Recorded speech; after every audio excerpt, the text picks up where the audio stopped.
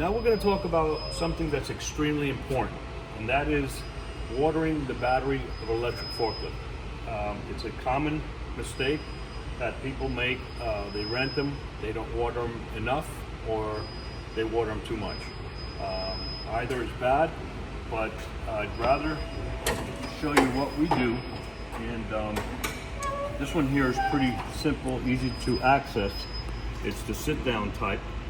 And all we do is we have a single point watering system that we get from Flow-Right. They're a partner of ours, and we have the filling adapter, and it's really simple to operate. You just press this button and you connect it to your single point watering system and turn on the water.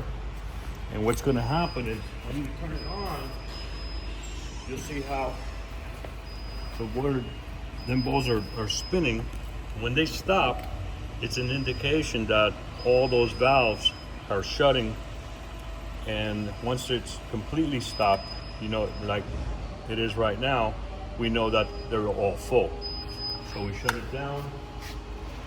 And what we use here is let me show you the filter system, which is this. Now, you don't necessarily have to make this type of installation or investment. It's important that we put good clean water, but now the recommendation is if it's drinkable, it's suitable.